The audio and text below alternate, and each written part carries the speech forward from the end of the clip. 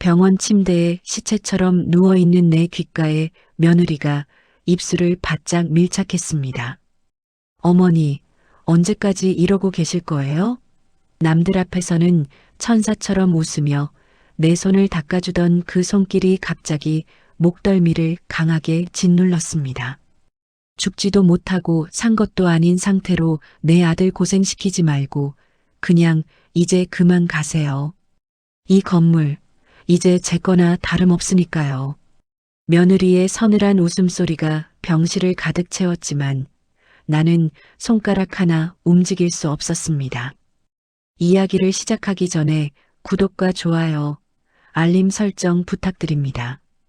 여러분의 응원이 사이다 같은 결말을 만드는 큰 힘이 됩니다.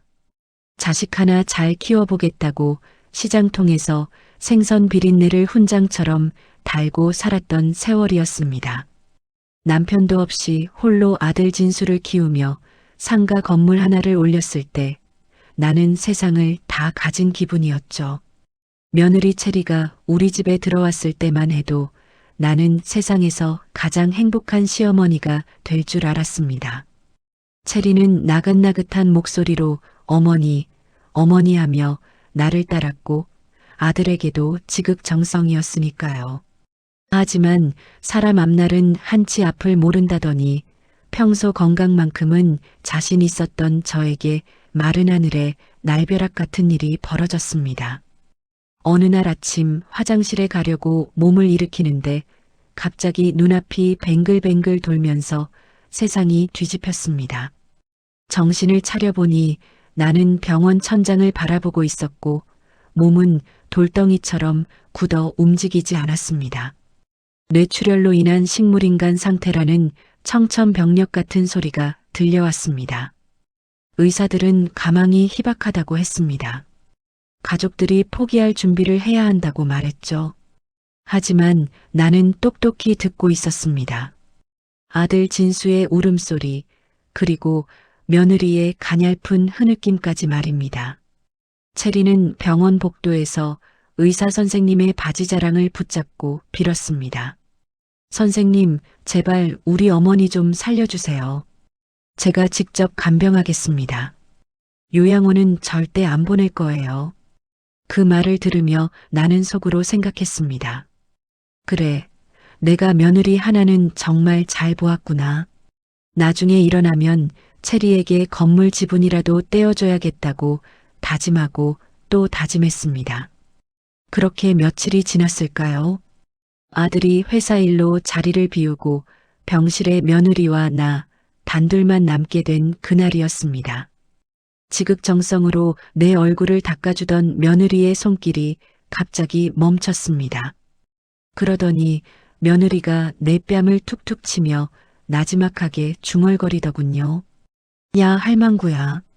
자는 척하는 거야? 아니면 진짜 간 거야? 나는 내 귀를 의심했습니다. 그토록 상냥하던 목소리는 온데간데없고 차갑고 비열한 목소리가 귓전을 때렸습니다. 며느리는 내 침대 옆 의자에 다리를 꼬고 앉아 화장을 고치기 시작했습니다. 어머니, 솔직히 말해봐요. 이 건물 서류 어디다 숨겼어요? 아들한테도 안 알려주고 혼자 꽉 쥐고 있더니 결국 이렇게 누워만 있으면 뭐해? 어차피 이제 다 내 손바닥 아닌데. 며느리는 내 지갑을 제멋대로 뒤져 카드와 신분증을 꺼냈습니다. 그리고는 내 인감도장을 찾기 위해 내 가방을 바닥에 쏟아부었죠. 화장품이며 수첩이 바닥에 나뒹구는 소리가 들렸지만 나는 그저 눈만 감은 채 부들부들 떨 수밖에 없었습니다. 아니, 마음은 떨고 있었지만 몸은 전혀 반응하지 않았습니다. 며느리는 내 손을 거칠게 잡아 끌어 지문을 찍으려 시도하기도 했습니다. 어머니, 너무 원망하지 마세요. 이게 다 어머니가 돈을 너무 안 풀어서 그래요. 진수 씨 월급으로 강남 아파트 전세나 구할 수 있을 것 같아요? 어머니 건물만 있으면 우리 다 행복해질 수 있어요. 그러니까 제발 빨리 좀 결정해줘요. 죽을 건지 아니면 도장 찍어줄 건지. 며느리의 말 한마디 한마디가 가슴에 대못처럼 박혔습니다. 더 소름 돋는 것은 아들이 들어올 때였습니다. 문소리가 들리자마자 며느리는 눈 깜짝할 사이에 표정을 바꿨습니다. 진수 씨 왔어? 나 오늘 어머니 발 닦아드렸어. 어머니가 꼭 내 손을 잡으시는 것 같아서 마음이 너무 아파. 며느리는 아들의 품에 안겨 가짜 눈물을 흘렸습니다. 아들은 그런 아내를 대견하다는 듯 다독였죠. 저 여우 같은 년. 나는 속으로 수천 번, 수만 번 소리를 질렀습니다. 하지만 입 밖으로 나오는 것은 아무것도 없었습니다. 며느리는 치밀했습니다. 간호사들이 올 때면 누구보다 살뜰하게 나를 챙기는 척하며 천사 며느리라는 별명까지 얻었습니다. 하지만 사람들이 나가기만 하면 나를 벌레 보듯 쳐다봤습니다. 어머니, 영양제 비싼 거 맞아서 뭐해? 어차피 고기 덩어리인데 그냥 수돗물이나 넣어줄까? 낄낄거리는 그 웃음소리가 내 영혼을 갉아먹는 것 같았습니다. 어느 날은 며느리가 내 귀에 대고 아주 은밀한 계획을 말해주더군요. 어머니, 이제 곧 건물이 제 이름으로 바뀔 거예요. 서류 조작하는 거 생각보다 쉽더라고요. 요즘 기술이 얼마나 좋은지 아세요? 어머니가 살아계실 때 미리 증여한 걸로 다 꾸며놨으니까 걱정 마세요. 그리고 나면 어머니는 공기 좋은 시골 요양원으로 모셔다 드릴게요. 거기서 죽을 때까지 아무도 모르게 조용히 계세요. 나는 그날 밤 생전 처음으로 죽고 싶다는 생각을 했습니다. 아니, 죽어서 귀신이라도 되어 저 여자의 목을 비틀고 싶었습니다. 평생을 바쳐 일군 내 삶이 내가 자식처럼 아꼈던 며느리의 손에 무너지고 있었습니다. 하지만 그 절망의 끝에서 이상한 기운이 느껴졌습니다. 며느리가 내 팔을 꼬집으며 조롱하던 그 순간 오른쪽 검지 끝이 미세하게 파르르 떨린 것입니다. 이건 기적이었습니다. 분노가 슬픔을 이겼고 복수심이 내 마비된 신경을 깨우기 시작했습니다. 나는 결심했습니다. 절대 이대로 죽지 않겠다고. 반드시 눈을 떠서 저 가식적인 얼굴을 세상 사람들에게 다 까발려 주겠다고 말입니다. 하지만 아직은 때가 아니었습니다. 며느리가 방심하고 제 발등을 찍을 때까지 나는 철저하게 식물인간 박복순으로 남아야 했습니다. 병원 생활이 한 달을 넘어가니 며느리 체리의 가면은 더욱 얇아지다 못해 너덜너덜해졌습니다. 처음엔 간호사들이나 아들 진수가 올 때만큼은 지극정성으로 제 손발을 주무르며 어머니 사랑해요. 어서 일어나세요라고 눈물바람을 하더니 이제는 아무도 없는 병실에 들어오면 문을 잠그는 소리부터가 불길했습니다. 찰칵하고 문잠금 장치가 걸리는 소리는 곧 저에게 시작될 지옥의 신호탄과도 같았습니다. 체리는 제가 누워있는 침대 난간을 거칠게 발로 차며 들어왔습니다. 아우, 이 노인네 냄새. 탈취제를 뿌려도 소용이 없네. 체리는 인상을 찌푸리며 제 코앞에서 향수를 마구 뿌려댔습니다.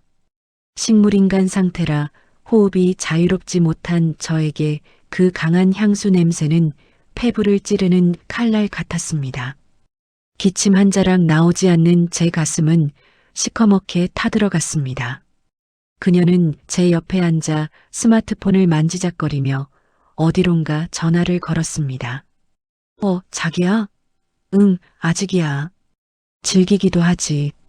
의사는 금방이라도 어떻게 될 것처럼 말하더니 아주 요지부동이네. 걱정 마, 인감도장은 벌써 내가 챙겼어. 이제 서류 작업만 마무리하면 그 상가 건물 우리 이름으로 넘기는 거 일도 아니야. 자신의 내연남과 나누는 그 파렴치한 대화를 저는 토씨 하나 틀리지 않고 다 듣고 있었습니다. 내 아들 진수를 기만하는 것도 모자라 시어머니가 죽기도 전에 재산을 빼돌려 새살림을 차릴 궁리를 하다니요. 제 심장 박동기가 요란하게 울려댔습니다. 삐삐거리는 기계음이 제 분노를 대신 말해주는 것 같았습니다. 그러자 체리는 귀찮다는 듯 제 가슴팍을 세게 내리쳤습니다. 시끄러워.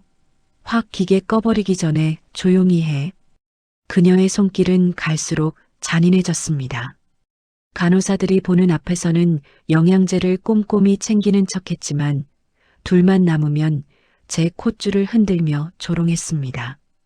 어머니, 이거 한 병에 얼마인 줄 아세요? 어머니 입으로 들어가는 건 다 돈 낭비야. 그냥 이 물이나 마셔요. 그녀는 정수기에서 떠온 찬물을 제 콧줄에 강제로 밀어 넣었습니다. 위장이 뒤틀리는 고통이 밀려왔지만 비명조차 지를 수 없는 저는 그저 속으로 피눈물을 흘렸습니다. 체리는 제 재산 목록이 적힌 수첩을 보며 혼잣말을 중얼거렸습니다. 강남 상가 하나, 안산 토지 조금. 생각보다 알짜배기로 모아두셨네. 노인네가 뭐하러 이렇게 악착같이 모았을까? 어차피 내가 다 쓸 건데. 그녀는 제 손가락을 하나하나 펼치더니 미리 준비해 온 서류에 억지로 제 지문을 찍기 시작했습니다. 제 손가락 끝이 보라색 인감 잉크로 물들어가는 것을 보며 저는 죽어서도 이 여자를 용서하지 않겠다고 수만 번을 뇌리에 새겼습니다. 어느 날 오후 체리는 저에게 아주 끔찍한 이야기를 들려주었습니다. 어머니, 그거 아세요? 진수 씨 요즘 회사에서 잘릴 위기예요. 내가 어머니 병원비 때문에 여기저기 빚졌다고 거짓말 좀 했거든요. 진수 씨는 그것도 모르고 나한테 미안해서 어쩔 줄 몰라 해요. 아들이 참 바보 같죠? 어머니 닮아서 그래요. 그녀는 제 뺨을 가볍게 때리며 낄낄거렸습니다. 제 아들까지 망가뜨리려는 그 악마 같은 신보에 제 영혼이 비명을 질렀습니다. 하지만 그녀는 몰랐을 겁니다.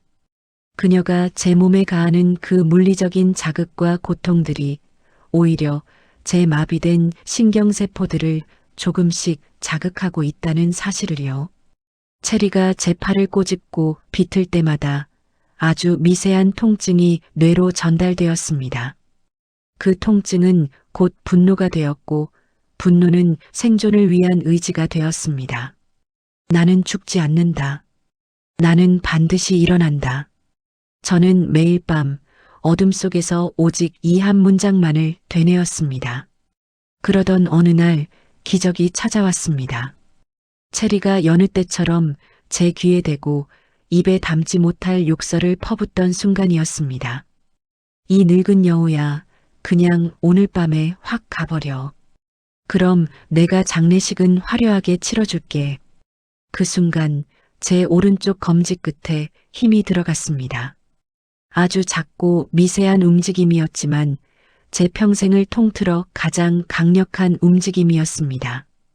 체리는 자신의 휴대폰을 보느라 그 장면을 놓쳤지만 저는 분명히 느꼈습니다. 제 몸의 주인이 다시 돌아오고 있다는 것을요. 저는 당장 눈을 뜨고 싶었습니다. 하지만 참아야 했습니다. 지금 깨어난 것을 들키면 저 영악한 며느리가 무슨 짓을 할지 몰랐습니다. 병수발을 든답시고 저를 집으로 데려가 사고사로 위장할지도 모르는 일이었죠. 저는 철저하게 다시 식물인간의 가면을 썼습니다. 며느리가 제 재산을 완전히 다 가져갔다고 믿고 방심하는 그 순간 가장 높은 곳에서 가장 낮은 곳으로 추락시켜주기 위해 저는 독사처럼 때를 기다리기로 했습니다. 체리는 이제 제 앞에서 대놓고 내연남을 병실로 불러들였습니다. 자기야, 이 노인네는 귀 먹었으니까 마음대로 말해도 돼. 두 사람이 제 병상 옆에서 낄낄거리며 나누는 음탕하고 추악한 대화들은 제 복수심에 기름을 부었습니다. 그들은 이미 제 건물을 매각하고 해외로 도망갈 계획까지 세우고 있었습니다. 하지만 그들이 간과한 것이 있었습니다. 이 병원에는 체리의 가식에 속지 않는 단 한 사람, 최수 간호사가 있었습니다. 최 간호사는 오랜 경험으로 체리의 태도가 어딘가 이상하다는 것을 눈치채고 있었습니다. 어느 날 밤 체리가 나가고 난 뒤 최 간호사가 제 손을 잡으며 나지막이 말했습니다. 박복순 어르신, 힘드시죠? 저 며느리라는 사람. 눈빛이 너무 차가워요. 제가 도와드릴 수 있는 게 있다면 좋을 텐데. 그 따뜻한 손길에 제 마음이 녹아내렸습니다. 저는 있는 힘을 다해 그녀의 손을 아주 살짝 맞잡았습니다. 최 간호사의 눈이 휘둥그레졌습니다. 이것이 제 복수의 첫 단추였습니다. 며느리는 자신의 승리를 확신하며 축배를 들고 있었겠지만 저는 이미 어둠 속에서 그녀의 목을 조를 밧줄을 꼬기 시작했습니다. 죽다 살아난 시어머니의 진짜 무서움이 무엇인지 이제 곧 보여줄 차례가 다가오고 있었습니다. 며느리 체리의 대담함은 이제 하늘을 찌를 듯 했습니다.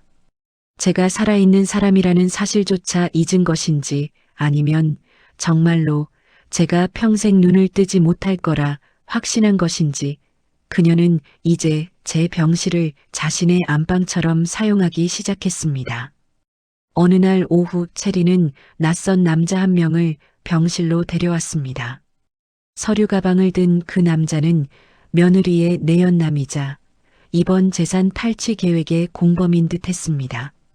자기야, 여기야. 이 노인네가 바로 그 상가의 주인 박복순이야. 체리는 저를 가리키며 마치 물건을 소개하듯 무심하게 말했습니다. 남자는 제 얼굴을 가까이서 들여다보더니 혀를 찼습니다. 정말 아무것도 모르는 거 맞아? 괜히 나중에 문제 생기면 골치 아픈데. 체리는 코웃음을 치며 제 팔을 꼬집었습니다. 걱정 마. 내가 한 달 넘게 지켜봤는데 그냥 숨만 쉬는 인형이야. 자, 여기 인감이랑 신분증. 서류는 다 준비됐지? 그들은 제 침대 옆 테이블에 서류를 펼쳐놓고 속닥거리기 시작했습니다. 상가 건물을 매매 형식으로 넘길 것인지 아니면 증여로 할 것인지에 대해 계산기를 두드리는 소리가 들렸습니다. 증여세가 너무 비싸니 가짜 매매 계약서를 만들자는 둥 노인네가 정신이 혼미한 틈을 타서 대리인을 내세웠다고 하면 법망을 피할 수 있다는 둥 그들의 대화는 한마디 한마디가 범죄의 기록이었습니다. 저는 그들의 목소리를 뇌리에 박아 넣었습니다. 그리고 제 마음속에 있는 가상의 수첩의 날짜와 시간, 그리고 그들이 나눈 대화 내용들을 하나하나 기록했습니다. 그래, 마음껏 떠들어라. 너희가 지금 내뱉는 그 말들이 나중에 너희를 옥죄는 올가미가 될 거다. 저는 분노로 인해 심장이 터질 것 같았지만 겉으로는 평온한 식물인간의 모습을 유지하며 폭풍 전야의 침묵을 지켰습니다.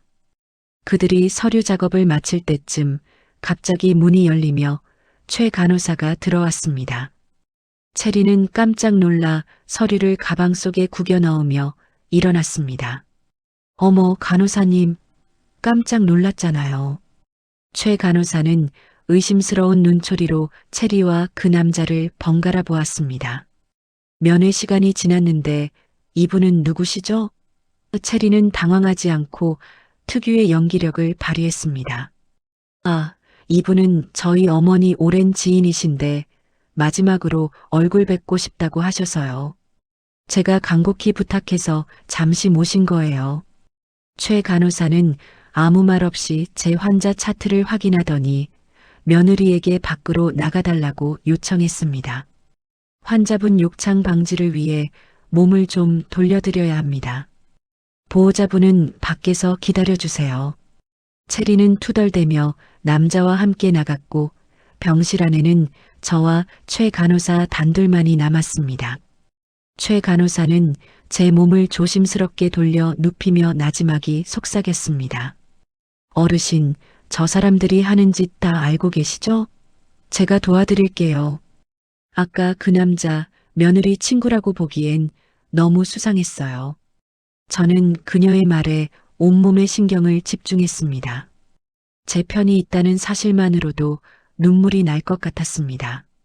최 간호사는 제 손을 꼭 잡으며 덧붙였습니다. 아까 그 사람들이 가방에 급히 넣은 서류들 제가 다 봤어요. 어르신 상가 건물이랑 관련된 거 맞죠? 제가 증거를 수집할 수 있도록 도와드릴게요. 저는 그녀의 손등 위로 제 손가락을 미세하게 움직였습니다. 한 번은 네, 두 번은 아니요라는 신호를 보내기로 했습니다. 최 간호사는 제 의도를 즉시 알아차렸습니다. 어르신, 지금 제 말을 알아들으신 거면 손가락을 한 번만 움직여 보세요. 저는 온 힘을 다해 검지를 까딱했습니다. 최 간호사의 눈에 이슬이 맺혔습니다. 세상에, 정말 깨어 계셨군요. 걱정 마세요. 저들이 어머니 재산을 함부로 하지 못하게 제가 감시하겠습니다. 그날부터 최 간호사는 저의 비밀 조력자가 되었습니다. 그녀는 체리가 병실을 비운 사이 제 병상 밑에 작은 녹음기를 숨겨두었고 제가 의식을 회복하고 있다는 사실을 아들이나 며느리에게 절대 발설하지 않았습니다. 의사에게도 상태가 호전되는 것 같지만 아직은 지켜봐야 한다며 적절히 둘러대며 시간을 벌어주었습니다. 한편 며느리 체리는 이제 제가 곧 죽을 것이라 확신한 듯 마지막 단계를 준비했습니다. 바로 저를 도심에서 멀리 떨어진 외딴 요양원으로 옮기려는 계획이었습니다. 진수 씨, 어머니 공기 좋은 곳으로 모시는 게 어때? 여기는 너무 삭막하잖아. 내가 알아본 곳이 있는데 거기가 요양 서비스가 최고래. 아들은 며느리의 가식에 속아 고개를 끄덕였습니다. 그래, 체리 내가 그렇게 신경 써주니 고맙네. 어머니도 거기 가면 더 좋아지실 거야. 하지만 그곳은 요양원이 아니라 사람들의 눈길이 닿지 않는 감옥 같은 곳이라는 것을 저는 직감했습니다. 그곳으로 옮겨지는 순간 저들의 범죄는 완결될 것이고 저는 정말로 세상에서 잊힌 존재가 될 것이었습니다. 저는 결심했습니다. 요양원으로 옮겨지기 전 제가 건재하다는 사실을 세상에 알려야 했습니다. 운명의 날이 다가오고 있었습니다. 며느리는 서류 조작을 완료하고 제 건물을 내 연남의 명의로 이전하기 위한 마지막 도장을 찍기 위해 병실로 찾아왔습니다. 그녀의 손에는 인감증명서와 위임장이 들려 있었습니다. 어머니, 이제 다 끝났어요. 이 건물 팔아서 저랑 진수 씨랑 행복하게 살게요. 어머니는 저 세상에서 지켜봐 주세요. 며느리가 제 손을 잡아 강제로 도장을 찍으려는 순간 저는 굳게 감고 있던 눈을 번쩍 떴습니다. 며느리 체리가 내 인감 도장을 쥔 손에 힘을 주며 서류 위에 찍으려던 그 찰나였습니다. 1년 가까이 굳게 닫혀있던 내 눈꺼풀이 파르르 떨리더니 마침내 번쩍 떠졌습니다. 내 시선은 체리의 당황한 눈동자에 정면으로 꽂혔습니다. 며느리는 비명을 지르며 뒤로 나자빠졌고 들고 있던 서류들이 공중으로 흩날렸습니다. 어머니, 눈을 뜨신 거예요? 체리의 목소리는 공포로 떨리고 있었습니다. 옆에 있던 내연남도 귀신이라도 본 듯 얼굴이 하얗게 질려 문 쪽으로 뒷걸음질 쳤습니다. 나는 아무 말도 하지 않았습니다. 그저 핏발선 눈으로 체리를 뚫어지게 쳐다보았습니다. 며느리는 바닥에 주저앉은 채 덜덜 떨며 내 눈치를 살폈습니다. 진수 씨, 여보, 빨리 와봐. 어머니가 눈을 뜨셨어. 체리가 비명을 지르며 아들을 부르러 나간 사이 나는 다시 눈을 감았습니다. 지금 당장 일어나 뺨이라도 때리고 싶었지만 아직 내 몸은 내 의지만큼 움직여주지 않았습니다. 무엇보다 이들의 범죄를 완벽하게 징벌하기 위해서는 아직 정신이 온전치 못한 척 연기를 해야 했습니다.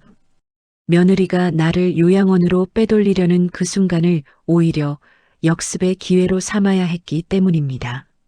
잠시 후 아들 진수가 숨이 턱에 닿도록 뛰어들어왔습니다. 어머니, 정말 정신이 드신 거예요? 아들은 내 손을 잡고 오열했습니다. 나는 천천히 눈을 다시 떴지만 초점을 흐리게 잡고 멍한 표정을 지었습니다. 며느리는 아들 뒤에 숨어 내 눈치를 살피며 가식적인 눈물을 닦아냈습니다. 정말 다행이야, 진수 씨. 내 정성이 하늘에 닿았나 봐. 하지만 의사 선생님 말로는 의식이 돌아와도 인지 능력은 예전 같지 않을 수 있대. 그치? 체리는 벌써 다음 수를 쓰고 있었습니다. 내가 눈을 떴으니 이제 서류 조작이 들통날까봐 겁이 났을 테고 내가 정신이 온전치 않다는 프레임을 씌워 나를 무능력자로 만들려 할 것이 뻔했습니다. 나는 침을 삼키며 아주 작은 목소리로 쇳소리를 냈습니다. 들. 진수는 내 목소리에 오열하며 내 손에 얼굴을 묻었습니다. 체리는 그 옆에서 억지 미소를 지으며 내 머리를 쓰다듬었습니다. 그 손길이 소름 끼치도록 싫었지만 나는 묵묵히 견뎌냈습니다. 다음 날 최 간호사가 조용히 병실로 찾아왔습니다. 그녀는 며느리가 없는 것을 확인하고는 내 귀에 대고 속삭였습니다. 어르신, 어제 정말 대단하셨어요. 저 여자 밖에서 자기 파트너랑 싸우고 난리도 아니에요. 계획이 틀어졌다고요. 나는 최 간호사의 손을 꼭 잡았습니다. 그리고 미리 준비해 두었던 종이와 펜을 그녀에게 눈짓으로 가리켰습니다. 최 간호사는 떨리는 손으로 내 손에 펜을 쥐어주었습니다. 나는 떨리는 손으로 한 글자 한 글자 적어 내려갔습니다. 박 변호사에게 연락해. 박 변호사는 내가 건물을 올릴 때부터 모든 법률 자문을 맡아주었던 형제보다 더 믿음직한 친구였습니다. 최 간호사는 고개를 끄덕이며 종이를 숨겼습니다. 걱정 마세요. 제가 몰래 연락드려서 오늘 밤에 면회 오시라고 할게요. 그동안은 절대 정신이 돌아온 걸 며느리한테 들키시면 안 돼요. 그날 밤 일반 면회 시간이 다 지나고 병원 복도가 고요해졌을 때 박 변호사가 최 간호사의 도움으로 병실에 잠입했습니다. 그는 누워있는 내 모습을 보며 눈시울을 붉혔습니다. 복순아, 이게 어떻게 된 일이냐? 내 며느리가 내가 곧 죽을 것 같다고 연락해와서 내 마음이 얼마나 안 좋았는데 나는 박 변호사에게 그동안 며느리가 저지른 모든 악행과 서류 조작 시도 그리고 내연남의 존재까지 필담으로 알렸습니다. 박 변호사는 분노로 몸을 떨었습니다. 이런 천인공노할 일이 있나? 복순아, 걱정 마라. 내 명의로 된 건물과 재산, 단 1원도 저것들에게 못 가게 내가 다 막아주마. 증거는 최 간호사님이 도와주실 거다. 박 변호사는 내가 식물인간 상태일 때 며느리가 제멋대로 작성한 증여 계약서와 위임장들이 법적으로 아무런 효력이 없음을 입증할 전략을 세우기 시작했습니다. 복수의 첫 번째 단계는 며느리가 스스로 제 무덤을 파게 만드는 것이었습니다. 나는 박 변호사와 상의하여 내가 정신이 나간 척하며 며느리에게 숨겨진 비자금이 있는 것처럼 암시를 주기로 했습니다. 돈에 눈이 먼 체리가 그 비자금을 찾으려고 안달이 나면 그 과정에서 더 큰 범죄를 저지르게 유도하는 것이었죠. 며칠 뒤 나는 체리가 혼자 있을 때 알아들을 수 없는 말을 중얼거렸습니다. 금고, 상가 3층, 환풍기, 금괴. 체리의 눈이 번쩍 뜨였습니다. 그녀는 내 입술 가까이 귀를 대고 침을 삼켰습니다. 어머니, 뭐라고요? 상가 3층 환풍기에 뭐가 있다고요? 나는 다시 초점 없는 눈으로 천장을 바라보았습니다. 체리는 흥분해서 손을 떨며 어디론가 전화를 걸었습니다. 자기야, 대박이야. 노인네가 비자금 장소를 불었어. 상가 3층 환풍기래. 체리는 그 길로 상가 건물로 달려갔습니다. 하지만 그곳에는 금괴 대신 박 변호사가 미리 설치해둔 고화질 CCTV와 녹음기가 그녀를 기다리고 있었습니다. 체리가 건물 공용 부분을 파손하며 비자금을 찾는 모습, 그리고 내연남과 함께 내 재산을 어떻게 처분할지 적나라하게 공모하는 모습이 고스란히 기록되었습니다. 나는 병실에 누워 최 간호사가 전해주는 소식을 들으며 조용히 미소 지었습니다. 며느리는 자기가 나를 속이고 있다고 믿었겠지만 사실은 내가 쳐놓은 거미줄에 제 발로 걸어 들어오고 있었던 것입니다. 이제 준비는 끝났습니다. 며느리가 가장 기세등등하게 내 재산을 가로챘다고 확신하는 그 순간 나는 그녀의 모든 것을 빼앗고 법의 심판대에 세울 것입니다. 죽음의 문턱에서 돌아온 사자, 박복순의 진짜 반격은 이제부터 시작이었습니다. 며느리 체리는 이제 제정신이 아니었습니다. 제가 흘린 상가 3층 환풍기 비자금이라는 미끼를 덥석 문 그녀는 시어머니가 눈을 떴다는 공포보다 눈앞의 금괴를 놓칠지 모른다는 탐욕에 완전히 눈이 멀어버렸습니다. 체리는 제가 다시 멍한 표정으로 허공을 응시하자 안도의 한숨을 내쉬며 병실을 빠져나갔습니다. 하지만 그녀는 몰랐을 겁니다. 그 병실 문이 닫히는 순간 제가 최 간호사에게 고개를 끄덕이며 신호를 보냈다는 사실을요. 체리는 그 길로 내연남과 함께 제 상가 건물로 달려갔습니다. 늦은 밤 아무도 없는 상가 3층 복도에서 그녀는 비열한 웃음을 흘리며 환풍기 덮개를 뜯어냈습니다. 자기야, 이 노인네가 여기다 금괴를 숨겨놨대. 시장 바닥에서 번 돈 다 여기다 처박아둔 모양이야. 체리는 먼지를 뒤집어 쓰면서도 환풍기 안쪽으로 깊숙이 팔을 집어넣었습니다. 하지만 그 안에서 그녀가 꺼낸 것은 금괴가 아니라 낡은 장부 한 권과 그 사이에 끼워진 작은 카메라 렌즈였습니다. 이게 뭐야? 왜 금괴가 없어? 체리가 당황하며 장부를 뒤지는 순간 상가 복도의 조명이 일제히 켜졌습니다. 그리고 복도 끝에서 박 변호사가 미리 고용한 보안 요원들과 함께 모습을 드러냈습니다. 물론 체리는 그들이 단순히 야간 순찰팀인 줄 알고 혼비백산하여 도망쳤지만 이미 그녀가 공용시설물을 파손하고 무단으로 침입해 무언가를 훔치려 했다는 명백한 영상 증거가 박 변호사의 서버로 전송된 후였습니다. 그 시각 병실에서는 또 다른 작전이 진행되고 있었습니다. 저는 아들 진수를 조용히 불렀습니다.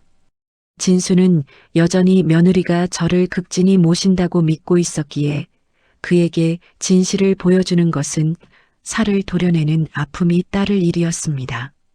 저는 최 간호사가 숨겨두었던 녹음기를 꺼내 진수에게 건넸습니다. 이걸 들어보거라.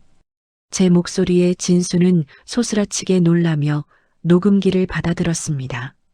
녹음기 안에서는 며느리 체리의 소름 끼치는 육성이 흘러나왔습니다.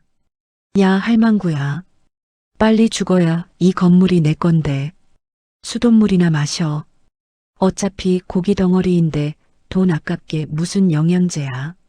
진수의 얼굴이 하얗게 질리다 못해 경련을 일으키기 시작했습니다.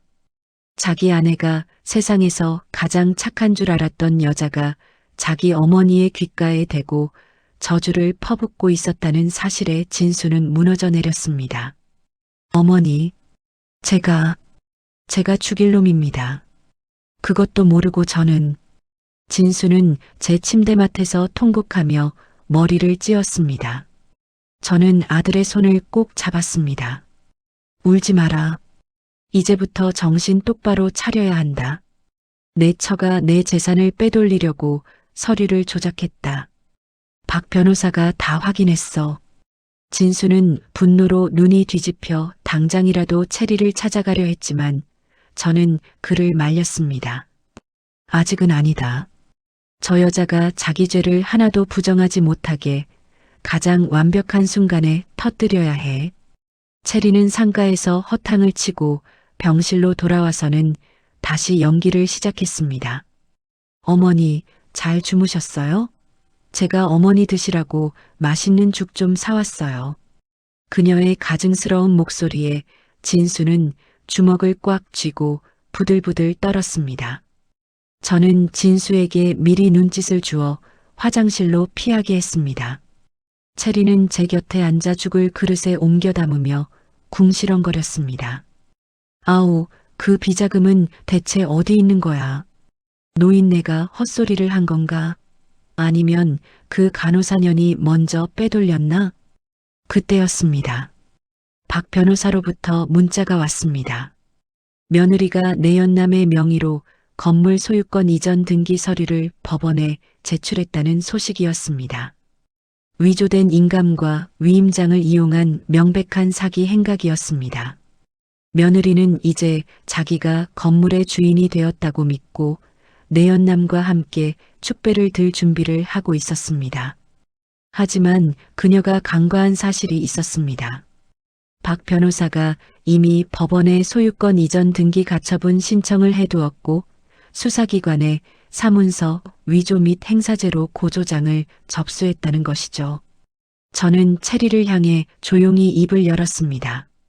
체리야, 건물 등기 쳤니? 제 갑작스러운 정색한 목소리에 체리는 들고 있던 죽 그릇을 떨어뜨렸습니다. 어머니, 뭐라고요?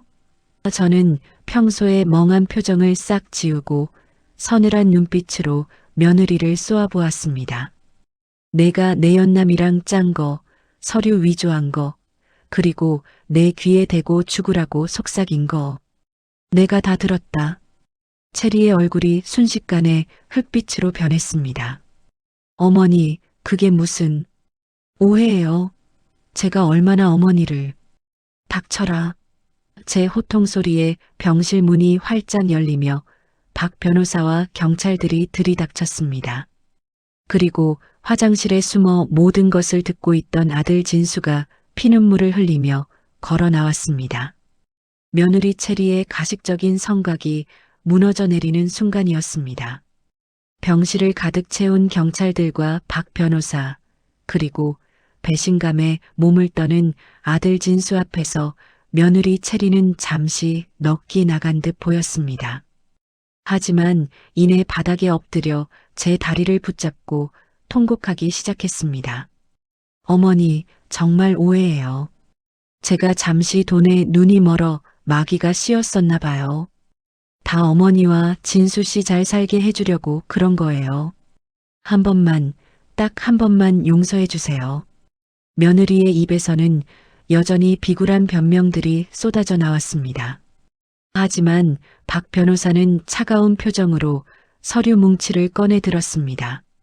김체리 씨, 당신의 연기는 이제 끝났습니다. 우리가 조사한 바에 따르면 당신은 이번 사건 전에도 비슷한 수법으로 전력이 있더군요. 박 변호사의 말에 며느리의 어깨가 미세하게 떨렸습니다. 조사 결과 체리는 과거에도 부유한 노인을 대상으로 한 혼인 빙자 사기 사건에 연루된 적이 있었습니다. 다만 당시에는 증거 불충분으로 빠져나왔을 뿐이었죠.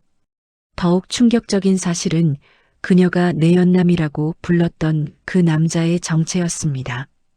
그는 단순한 불륜 상대가 아니라 전문적으로 서류를 위조하고 재산을 빼돌리는 설계자였습니다.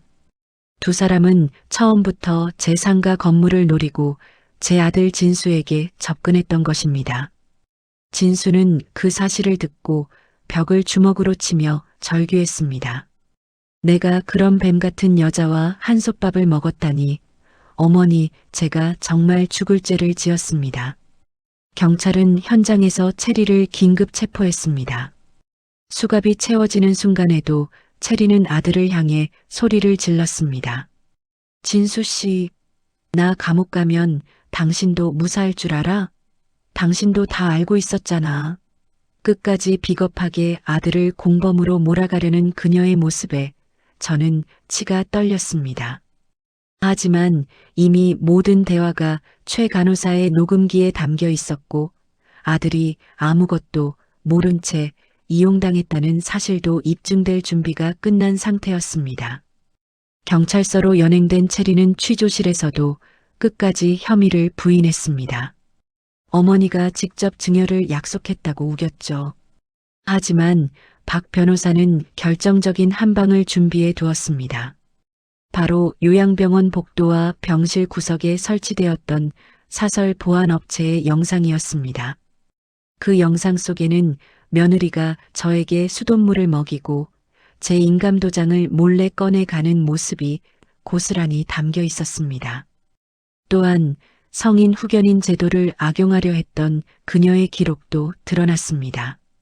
원래 성인 후견인 제도는 의사결정 능력이 부족한 성인을 돕기 위한 좋은 취지의 제도입니다. 하지만 체리는 제가 식물인간이라는 점을 이용해 자신을 후견인으로 지정받아 제 재산을 합법적으로 처분하려 했던 것이죠. 하지만 법원은 이미 박 변호사의 이해 제기로 인해 그녀의 신청을 기각한 상태였습니다. 체리는 유치장에 갇힌 뒤에도 내연남과 서로 책임을 떠넘기며 진흙탕 싸움을 시작했습니다. 내연남은 체리가 시켜서 한 일이라며 모든 범죄 설계를 체리의 탓으로 돌렸고 체리는 남자가 협박해서 어쩔 수 없었다며 발뺌했습니다. 두 범죄자의 추악한 민낯이 낱낱이 공개되는 순간이었습니다. 저는 병실에서 그 소식들을 전해 들으며 천천히 몸을 회복해 나갔습니다. 이제는 휠체어에 앉아 햇볕을 쬐을 수 있을 정도로 기력을 회복했죠.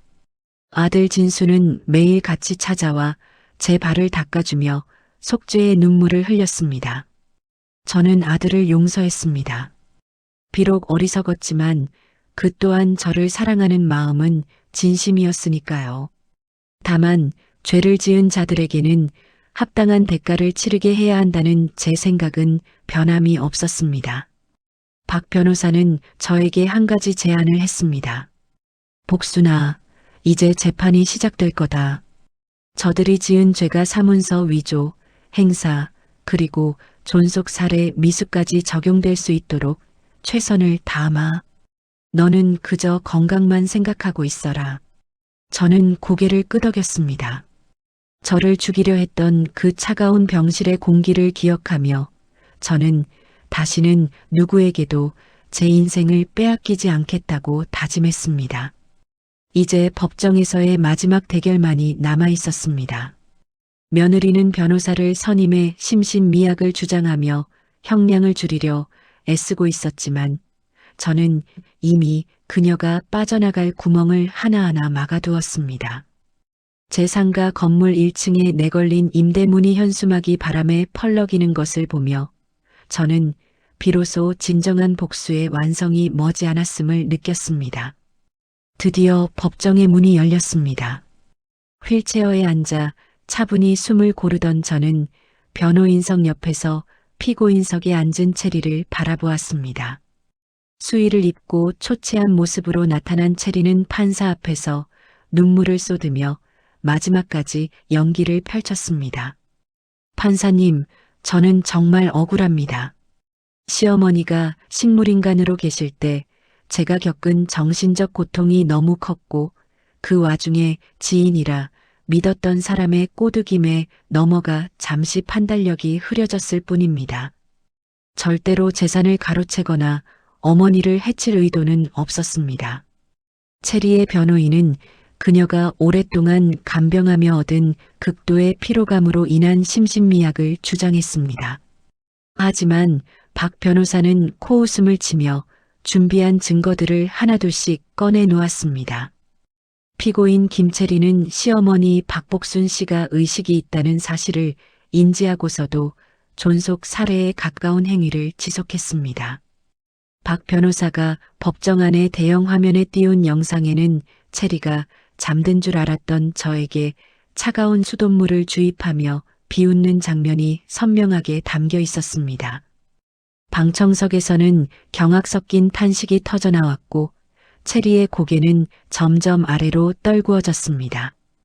결정적인 증거는 체리가 내연남과 나눈 문자 메시지 내역이었습니다.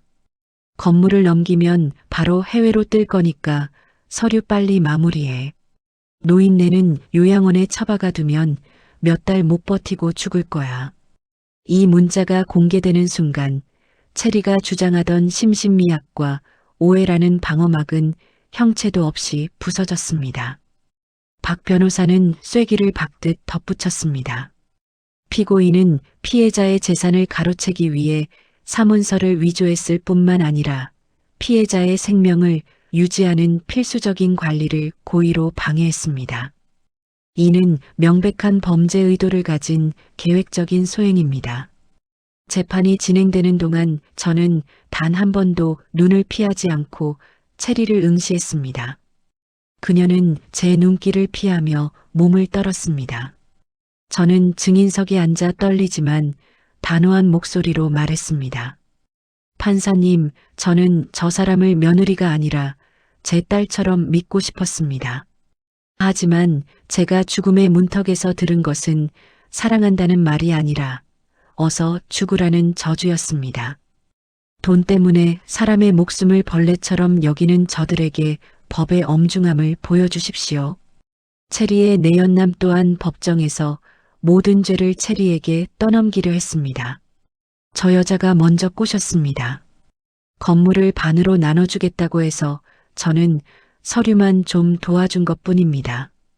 두 범죄자가 서로를 탓하며 진흙탕 싸움을 벌이는 모습은 추악하기 그지없었습니다. 판사는 엄숙한 표정으로 판결문을 읽어내려갔습니다. 피고인 김체리는 인륜을 저버린 범죄를 저질렀으며 피해자가 식물인간 상태임을 악용해 재산을 탈취하려 한 죄질이 극히 불량하다. 결국 체리에게는 징역 7년의 중형이 선고되었습니다. 사문서 위조 및 행사, 존속유기치상, 그리고 사기 미수 등 적용된 죄목만 해도 여러 개였습니다.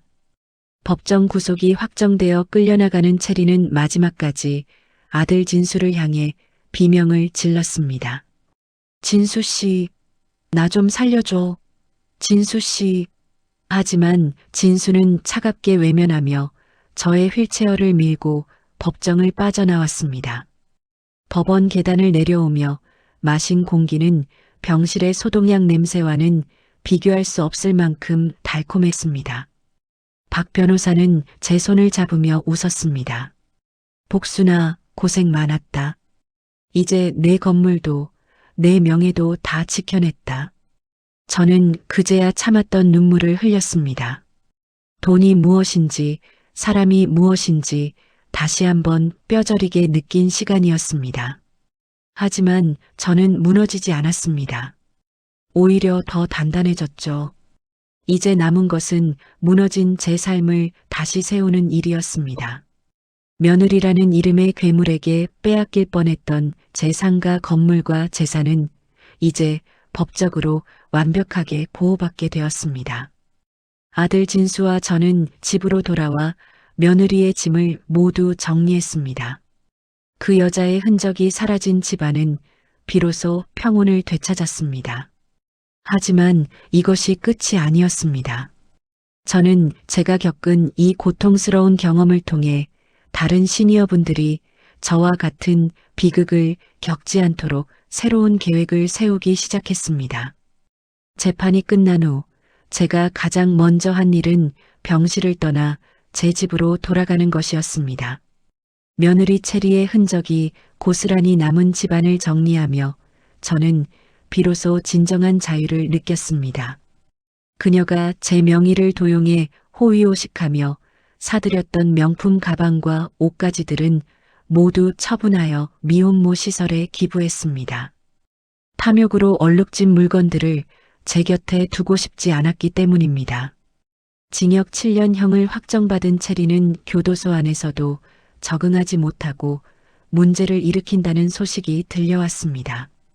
면회를 온 아들 진수에게 여전히 돈을 요구하며 악다구니를 썼다고 하더군요. 하지만 이제 진수는 더 이상 그녀의 가스라이팅에 속지 않았습니다.